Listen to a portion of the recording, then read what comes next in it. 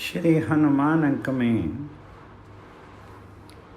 राजनीतिज्ञ श्री हनुमान महर्षि शुक्राचार्य के मत से श्री राम के समान नीतिमान राजा पृथ्वी पर ना कोई हुआ है और ना कभी होना ही संभव है।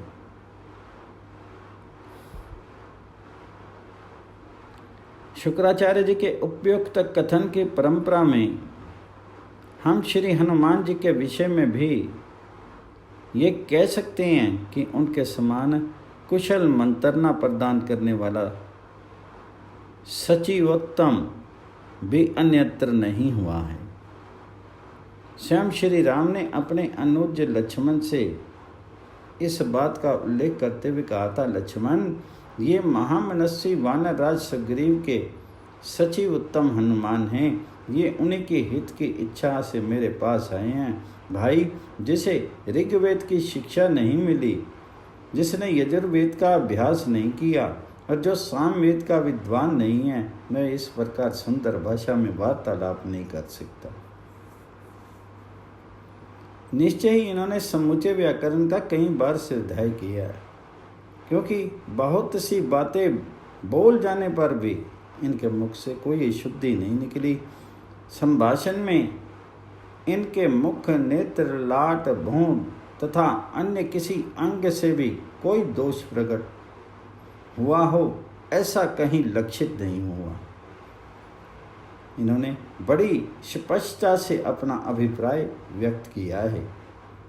श्री राम हनुमान जी के प्रथम मिलन में ही उनके महान गुणों पर मुग्ध हो जाते हैं और उनकी योग्यता तथा कुशलता का मूल्यांकन करते हुए पुनः श्री सुमित्रानंदन से राजनीति का रहस्य प्रकट करते हुए कहते हैं, वध करने के लिए तलवार उठाए हुए शत्रु का हृदय भी इस अद्भुत वाणी से बदल सकता है। जिस राजा के पास इसके समान मंत्र कुशल दूत ना हो, उसके कार्यों की सिद्धि कैसे हो सकती है। निसंदेह जिस राजा के पास इनके जैसे कार्य साधक उत्तम दूत हों, उनके सभी मनोरथ दूतों की बातचीत से सिद्ध हो जाते हैं। इन तथ्यों से स्पष्ट है कि श्री हनुमान में जहाँ एक श्रेष्ठ सचिव के समस्त गुणों का समावेश था, वहीं वे उत्तम राजदूत भी थे। श्री राम सुग्रीव मैत्री के स्थापन में उनकी भूमिका एक सफल राजनीतिज्ञ के रूप में प्रकट हुई है। यदि सुग्रीव को विपन्न अवस्था में हनुमान जैसे मंत्र कुशल, दूरदर्शी, नीतिज्ञ, मेधावी, शूरवीर और राजनीतिक मंत्री का सानिध्य प्राप्त नहीं होता, तो हम कल्पना भी नहीं कर सकते थे कि कभी स्वप्न में भी बलशाली बाली के रहते सुग्रीव को किष्किंधा का राज्य, अपहृत पत्नी और राज्य वैभव प्राप्त होता। यहाँ वे एक श्रेष्ठ राजदूत के रूप में श्री राम सुग्रीव में स्वर्ण संधि स्थापित करवा करके उभय पक्ष के हित अहित का बराबर ध्यान रखते हुए उत्तम मध्यस्थ की भूमिका का समुचित निर्वहन करते हैं। यह पवन पुत्र हनुमान की ही विशेषता है कि सुग्रीव के प्रति श्री राम के हृदय में अच्छे मित्र के संवरण का आकर्षण उत्पन्न हो सका।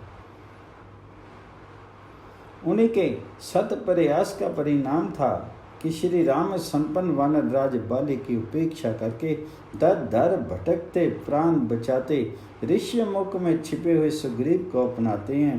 कहीं सुग्रीव के चंचल वानर स्वभाव के कारण ये मैत्री बीच में ही टूट ना जाए, इस विचार से वे दोनों के मध्य अग्नि की साक्षी दिला करके स्थायी मित्रता स्थापित कराते हैं। महर्षि वाल्मीकि ने विजय का मूल कारण मंत्रियों की उत्तम मंत्रणा को ही बताया है। स्वयं रावण भी अपने मंत्रियों के समक्ष इस सिद्धांत का प्रतिपादन करते हुए कहता है, मंत्र मूलम च विजयम प्रवदंति मनस्विना। बुद्धिमानों का भी यही कथन है कि विजय का मूल कारण मंत्रियों द्वारा की गई उत्तम मंत्रणा ही है। बलशाली बाली पर अपेक्षाकृत कम शक्तिशाली सुग्रीव की विजय उपयुक्त सिद्धांत की पुष्टि है। आदर्श राज्य के प्रणेता श्री राम का भी मत है कि राजा की विजय का मूल मंत्र शक्ति ही है। मंत्रो विजय मूलम ही राज्ञाम भवति राघव, अर्थात श्रेष्ठ मंत्रना ही राजाओं की विजय का मूल कारण है। कतिपय विद्वानों का ये कथन हमें भ्रांत प्रतीत होता है कि मंत्री परिषद का राज्य व्यवस्था में प्रचलन ब्रिटिश कैबिनेट द्वारा प्रारंभ हुआ है, अथवा ब्रिटिश कैबिनेट इस समस्त मंत्री परिषद की जननी है। श्री रामायण के अनुशीलन पर ज्ञात होता है कि मंत्री परिषद मूल रूप से भारतीय राज दर्शन का प्रधान अंग रहा है। श्री राम का आदर्श मंत्रिमंडल विभिन्न योग्यता संपन्न मंत्रियों से युक्त था। श्री हनुमान इसमें सुरक्षा और विदेश विभाग के विशेषज्ञ होने के नाते विदेश मंत्री तथा सुरक्षा सलाहकारों के प्रधान थे। श्री राम की विजय और राजनीतिज्ञ रावण की पराजय का मूल कारण उभय पक्ष का मंत्रिमंडल ही था। श्री रामचंद्र जी ने चित्रकूट में अनुज कैकेयी नंदन भरत को राजनीति का उपदेश देते हुए इस रहस्य का उद्घाटन किया है कि यदि राजा 1000 या 10,000 मूर्खों को अपने पास रख ले तो भी उससे अवसर पर कोई अच्छी सहायता नहीं मिलती, किंतु यदि एक मंत्री भी मेधावी शूरवीर चतुर एवं नीतिज्ञ हो तो वह राजा या राजकुमार को बहुत बड़ी संपत्ति की प्राप्ति करा सकता है। वस्तुतः मंत्र शक्ति ही राज दर्शन का एक ऐसा महत्वपूर्ण अंग रहा है जिसकी अपेक्षा में राज्य को जितनी क्षति होती है उतनी कदाचित किसी अन्य बात से नहीं। यदि उपयुक्त कसौटी को दृष्टिगत रखते हुए हम श्री राम अथवा सुग्रीव के महान विपत्ति से छुटकारा पाने और ऐसे दुर्धर्ष राजनीति के प्रकांड विद्वान विश्व को रुलाने वाले रावण के पतन का अनुसंधान करें तो हमें ऐसी भाषित होगा कि ये हनुमान जी की अद्वितीय अद्भुत विलक्षण और विचक्षण मंत्रना का ही शुभ परिणाम है। रामायण के आदि कथा में ऋषि वाल्मीकि ने हनुमान जी को विवेक शक्ति, वाक्पटुता, पराक्रम, निर्णय शक्ति, प्रत्यय उत्पन्न दूरदर्शिता एवं बाहरी चेष्टाओं से ही मन के भावों को ताड़ लेने की अद्भुत क्षमता का विशेष उल्लेख किया है, जिसके बल पर प्रथम मिलन में ही श्री राम और लक्ष्मण को देख करके उन्होंने इस बात का अनुमान लगा लिया कि जिसके सहायक ये नर श्रेष्ठ होंगे उसके कष्टों का पूर्ण निवारण हो सकता है। सुग्रीव ने भी ऋष्यमुख पर्वत पर से श्री राम लक्ष्मण को देखा, किंतु वे उन्हें शत्रु शिवर से भेजा बाली मित्र अरिमित्र मानते हैं और मारे भय के थर थर कांपने लगते हैं, जबकि वास्तव में ऋष्यमुख पर्वत पर उन्हें बाली का कोई भय नहीं था। श्री राम लक्ष्मण के संबंध से सुग्रीव कहते हैं, मेरे मन में संदेह है कि ये दोनों श्रेष्ठ पुरुष बाली के ही भेजे हुए हैं। क्योंकि राजाओं के बहुत से मित्र होते हैं तो उन पर सहसा विश्वास करना उचित नहीं। प्राणी मात्र को छद्म वेश में विचरने वाले शत्रुओं को विशेष रूप से पहचानने की चेष्टा करनी चाहिए, क्योंकि वे दूसरों पर अपना विश्वास जमा लेते हैं किंतु स्वयं किसी का विश्वास नहीं करते और अवसर पाते ही उन विश्वासी पुरुषों पर ही प्रहार कर बैठते हैं। बाली इन कार्यों में बड़ा कुशल था। अतः कपिश्रेष्ठ, तुम एक साधारण पुरुष की भांति वहां जाओ और उनकी चेष्टाओं, रूप, बातचीत तथा तौर तरीकों से उन दोनों का यथार्थ परिचय प्राप्त करो। हनुमान सुग्रीव के स्वामी भक्त सचिव थे। वे उनकी विपन्न अवस्था से शुद्ध थे। वे उन्हें ढांढस और दिलासा दिलाते हुए कहने लगे, सौम्य, आपको दुष्ट आत्मा बाली का यहाँ कोई भय नहीं है। यदि वह यहाँ आएगा तो जानते हैं उसके सिर के सहस्त्रों टुकड़े हो जाएंगे। बुद्धि और विज्ञान के बल से आप दूसरों की चेष्टाओं और मनोभावों को समझ लेने के पश्चात ही अपना आवश्यक कार्य करें, क्योंकि जो राजा बुद्धि बल का आश्रय नहीं लेता वह संपूर्ण प्रजा पर शासन नहीं कर सकता। सुग्रीव की ओर से हनुमान जी ने स्वतः ही मैत्री प्रस्ताव रख करके अपनी दूरदर्शिता और कार्यकुशलता का परिचय दिया। श्री राम और लक्ष्मण उनकी संभाषण कला के प्रभाव से ही सुग्रीव के प्रति आकृष्ट हो गए थे। इतना ही नहीं, हनुमान जी ने सुग्रीव की दयनीय दशा का कुछ ऐसा विचित्र चित्रण किया कि श्री राम ने मैत्री स्थापित करते ही उनके कष्ट के निवारणार्थ बाली का वध किया और किष्किंधा के राज्य सिंहासन पर सुग्रीव को प्रतिष्ठित कर दिया। उपयुक्त प्रमाणों के आधार पर हम कह सकते हैं कि श्री हनुमान जैसे सचिव उत्तम के महान प्रयासों से ही सुग्रीव ने अपना खोया हुआ राज्य, पत्नी रूमा और प्रतिष्ठा पुनः अर्जित की थी। रामायण के अनुशीलन से इस बात का भी संकेत मिलता है कि सुग्रीव में दृढ़ता, वचन निर्वाहता और राजधर्म के अनुसार मित्र राष्ट्र को दिए गए वचनों को पूर्ण करने की तत्परता नहीं थी। ज्यों ही उनके कष्ट दूर हुए, वे किष्किंधा के राजमहलों में पहुँचते ही श्री राम को दिए गए वचनों को भुला बैठे। कंचन कामनी एवं राज सुख ने उन्हें किंकृत्य विमूढ़ सा कर दिया था। ऐसी स्थिति में हनुमान जी ने एक श्रेष्ठ राजनीतिक के चातुर्य का परिचय दिया है।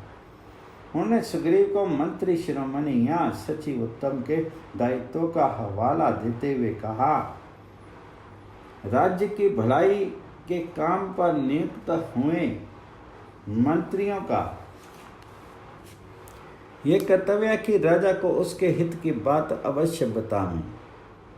अतः मैं भय को छोड़ करके अपना निश्चित विचार बता रहा हूँ।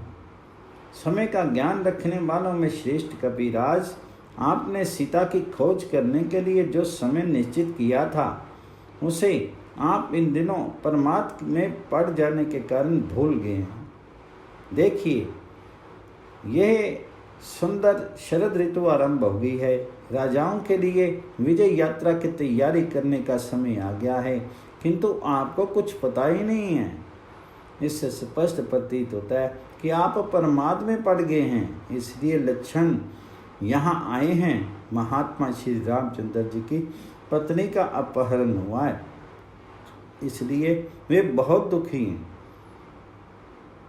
अतः लक्ष्मण के मुख से उनका कठोर वचन भी सुनना पड़े तो आपको चुपचाप सह लेना चाहिए, क्योंकि आपकी ओर से अपराध हुआ है। हाथ जोड़कर लक्ष्मण को प्रसन्न करने के सिवा आपके लिए और कोई उचित कर्तव्य मैं नहीं देखता। जिसे पीछे हाथ जोड़ करके मनाना पड़े, ऐसे पुरुष को क्रोध दिलाना कदापि उचित नहीं। विशेषतः वह पुरुष जो मित्र के किए हुए पहले उपकार को याद रखता हो और कृतज्ञ हो, इस बात का अधिक ध्यान रखे। श्री राम और लक्ष्मण के आदेश की आपको मन से भी उपेक्षा नहीं करनी चाहिए। श्री राम के अलौकिक बल का ज्ञान तो आपके मन को है ही। प्राय ये देखा गया है कि राज्य का पतन मंत्री के सम्यक मंत्रणा न देने से एवं रोगी का मरण चिकित्सक की उपेक्षा से हो जाया करता है। इन नीतिपरक सिद्धांतों का विवेचन गोस्वामी तुलसीदास जी ने इस प्रकार किया है। सचिव वैद गुर तीनी जो प्रिय बोलहि भय आस, राज धर्म तन तीनी कर होई बोग ही नाम। हनुमान जी ने भय रहित होकर के सुग्रीव को एक योग्य मंत्री के समान उचित सलाह प्रदान की। ऐसी नेक मंत्रणा तो स्वयं राजनीति के पंडित रावण को भी उनके मंत्रियों ने नहीं दी थी। इसी दोष का उद्घाटन करते हुए महर्षि वाल्मीकि ने टिप्पणी की है, सुलभा पुरुषा राजन सततम प्रियवादिना अप्रियस्य च पथ्यस्य वक्ता श्रोता न दुर्लभा।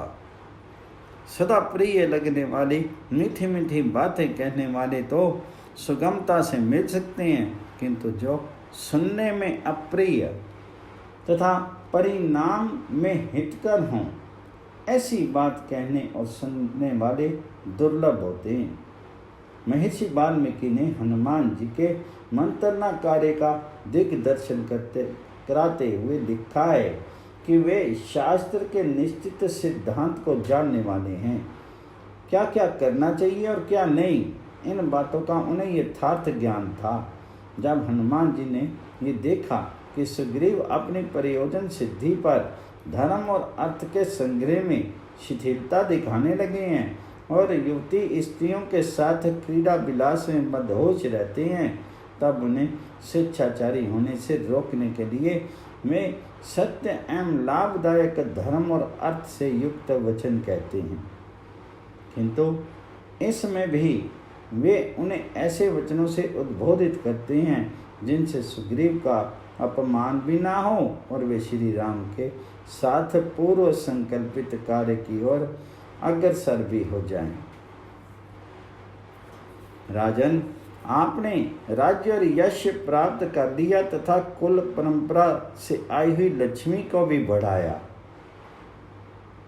किंतु अभी मित्रों को अपनाने का कार्य शेष रह गया है। उसे आप इस समय पूर्ण करना चाहिए। जो राजा कब प्रत्युत्तर करना चाहिए, इस बात को जान करके मित्रों के प्रति सदा साधतापूर्ण बर्ताव करता है, उसके राज्य, यश और प्रताप की वृद्धि होती है। राजन, जिस राजा का कोष, दंड, सेना, मित्र और अपना शरीर, ये सब के सब समान रूप से उनके वश में नहीं रहते हैं, वे विशाल राज्य का पालन एवं उपभोग नहीं कर सकता। श्री हनुमान जी ने सामनीति के अनुसार आगे भी सुग्रीव को परामर्श देते हुए कहा, आप सदाचार से संपन्न और नित्य सनातन धर्म के मार्ग पर स्थित हैं, अतः मित्र के कार्य को सफल बनाने की आपने जो प्रतिज्ञा की है उसे यथोचित रूप से पूर्ण कीजिए, क्योंकि कार्य साधन का उपयुक्त अवसर बीत जाने पर जो मित्र कार्यों में लगता है वह बड़े से बड़े कार्य को सिद्ध करके भी मित्र के प्रयोजन को सिद्ध करने वाला नहीं माना जाता। शत्रुदमन, श्री राम हमारे परम सहृद हैं। उनके कार्य का समय व्यतीत होता जा रहा है, अतः विदेह कुमारी की खोज प्रारंभ कर देनी चाहिए। श्री राम समय का ज्ञान रखते हैं, उन्हें अपने कार्य की सिद्धि के लिए शीघ्रता है, तो भी वे आपके अधीन बने हुए हैं।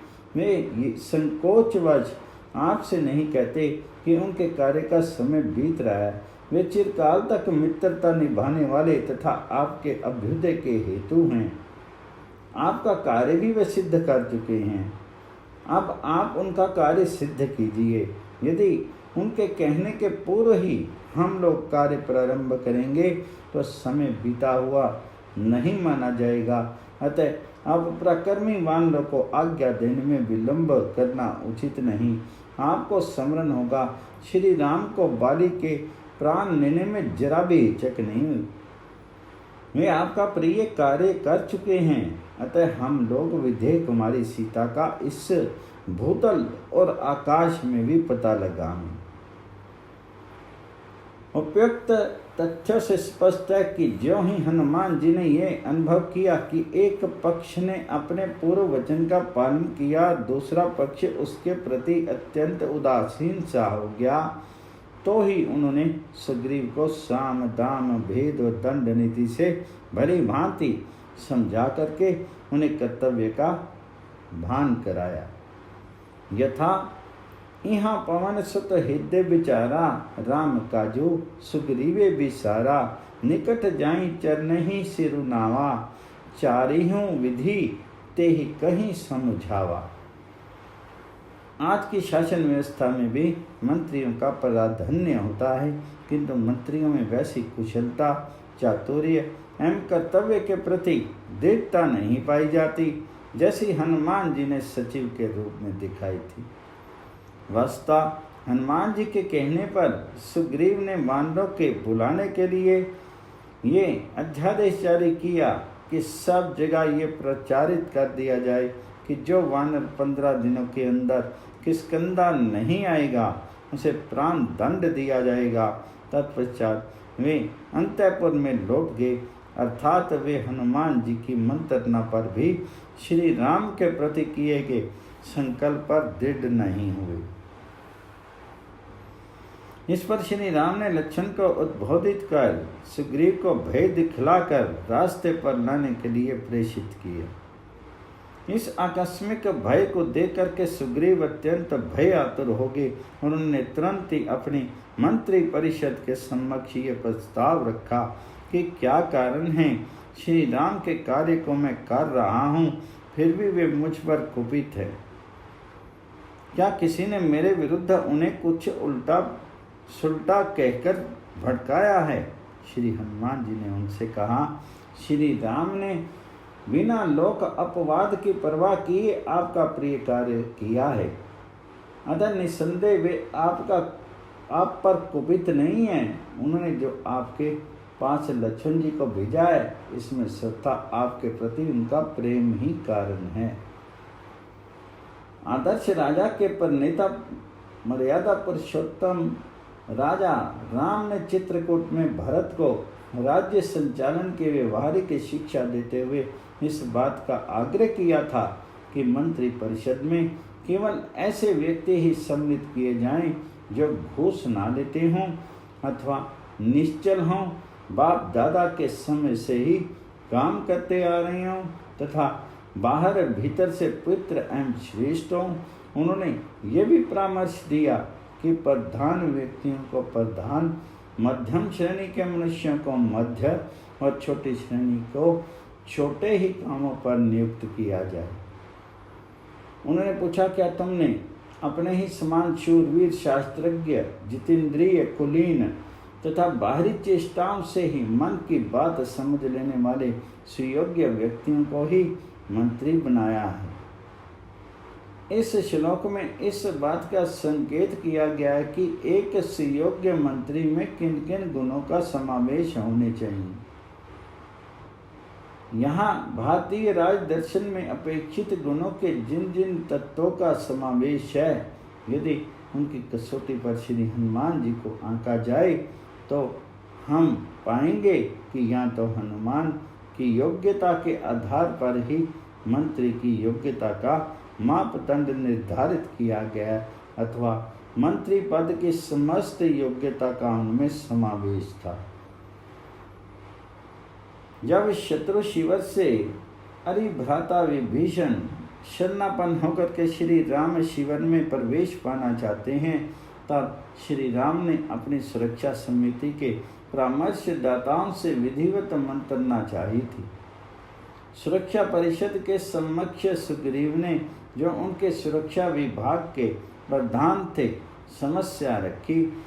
ये शत्रु शिवर से आया है और शत्रु भ्राता है, अतः हमारे साथ धोखा कर सकता है, क्योंकि जब ये संकट काल में अपने सगे भाई का भी साथी नहीं हुआ तब ये हमारा कैसे हो सकता है। अतः मेरी राय है कि इसे बंदी बनाने की अथवा इसके वध की आज्ञा हमें शीघ्र प्रदान की जाए। श्री राम महान नीतिज्ञ थे, उनके सामने उनके समान नीति प्रीति परमार्थ और स्वार्थ का विशेषज्ञ भी अन्य कोई नहीं था। अस्तु उन्होंने प्रज्ञा चक्षु कुमार अंगद से इस पर मंतव्य प्रकट करने के लिए कहा। इस पर अंगद ने कहा, प्रभु ये चूंकि हमारे लिए अपरिचित है, अतः सहसा इस पर विश्वास न करते हुए हमें इनके गुण दोषों का पता लगाकर ही कोई नीति निर्धारित करनी चाहिए। अतः इसके परीक्षण के बाद जैसा उचित हो वैसा करना ही श्रेष्ठकर होगा। जब वृद्ध नीतिज्ञ जामान से इस पर मंत्रना चाही गई तो उन्होंने स्पष्ट कहा, विदेशियों, शत्रु शिवर से संबंधित या अरिम मित्र वर्ग पर कदापि विश्वास न किया जाए, क्योंकि ये कभी भी धोखा दे सकते हैं। इसी प्रकार शरभ, मैंद आदि अन्य सचिवों से जब विभीषण के प्रति नीति निर्धारण के पक्ष पर सलाह मांगी गई तो वे भी यही कहते हैं कि शत्रु के साथ कोई रियायत न की जाए, बल्कि इसे बंदी बना करके इसका वध कर दिया जाए। संभवतः ये सब सुग्रीव की ठकुर सुहाती मंत्रणा में ही अपना मत प्रकट करते हैं। जब श्री राम ने मनोवैज्ञानिक बाह्य चेष्टा से मन के भावों को सही सही भांप लेने वाले हनुमान जी से पूछा, तब उन्होंने यही परामर्श दिया, विभीषण को एकदम अपने शिविर में बिना संकोच के प्रवेश दे दिया जाए। ये बिल्कुल शरण देने योग्य, लाभदायक और हमारे लिए सहायक सिद्ध होंगे। इस पर समस्त विरोधी विचार रखने वाले मंत्रियों ने, विशेषकर सुग्रीव ने महान आपत्ति प्रकट की और कहा, आपके पास कौन से प्रमाण हैं जिनके आधार पर आप इसे निर्दोष सिद्ध कर रही हैं? क्या ये अभी शरण के बहाने हमारे भेदों को जान करके निद्रावस्था में श्री राम या लक्ष्मण या हमारे सैनिकों पर प्रहार नहीं कर सकता? तो सुग्रीव की इस आशंकाओं का समाधान करने के लिए श्री हनुमान जी ने अकाट्य तर्क प्रस्तुत किए। उन्होंने कहा, प्रभु, मैं जो कुछ निवेदन करूँगा वह वाद विवाद, तर्क स्पर्धा, अधिक बुद्धिमता के अभिमान में या किसी कामना से नहीं करूँगा। मैं तो कार्य की गौरता पर दृष्टि रख करके जो यथार्थ समझूंगा वही करूँगा। आपके मंत्रियों ने अर्थ अनर्थ, गुण दोष की परीक्षा का जो सुझाव दिया वह प्रयोजनहीन है, क्योंकि वह कह रहा है, मैं रावण का छोटा भाई विभीषण हूँ और आपकी शरण चाहता हूँ। अतः अब जासूसी की इसमें क्या आवश्यकता है? वह अपना ठीक ठाक परिचय दे रहा है। पुनश्च उनकी परीक्षा लेने के लिए समय की अवधि चाहिए, किंतु वह अभी शरण की याचना कर रहा है। अतः निर्णय तो तुरंत ही करना है। यदि परीक्षण के लिए हम उसे अभी कोई काम सौंपे तो क्या नवीन व्यक्ति को सहसा किसी महत्वपूर्ण कार्य को सौंप देना बुद्धिमानी है? प्रभु, विभीषण तो आपके उद्योग, रावण के मिथ्याचार, बाली के वध और सुग्रीव के राज्य अभिषेक के समाचार सुनकर के राज्य पाने की इच्छा से ये समझ बूझ कर ही यहाँ आए हैं। श्री राम अवश्य शरण में आए की रक्षा करते हैं, अतः उनका संग्रह मेरी दृष्टि से उचित ही है। मेरे मन में इनके प्रति कोई संदेह नहीं है, क्योंकि दुष्ट पुरुष कभी भी निशंक होकर के सामने नहीं आ सकता। इसके सिवा उनकी वाणी में भी कोई दोष नहीं। कोई भी अपने आकार को कितना ही क्यों न छिपावे, उसके भीतरी भाव कभी छिप नहीं सकते। बाहर का आकर के पुरुषों के आंतरिक भाव को बलात् प्रकट कर देता है। आगे की घटनाओं ने से श्री हनुमान जी के ये वचन अक्षरता सिद्ध होते हैं। लंका अभियान में विभीषण के द्वारा श्री राम दल को अनेक स्थलों पर सहायता मिली थी। यदि विभीषण इंद्रजीत के गुप्त यज्ञ की बात ना बताता और लक्ष्मण द्वारा उस यज्ञ का विध्वंस ना होता तो कोई भी शक्ति समर भूमि में उसे पराजित नहीं कर सकती थी। इसी प्रकार कृत्रिम सीता के वध की छद्य चाल को भी यदि विभीषण नहीं बताते तो वानरों का उत्साह उसी क्षण समाप्त हो गया होता, क्योंकि शत्रु को इस चाल से स्वयं श्री राम अचेत हो गए थे।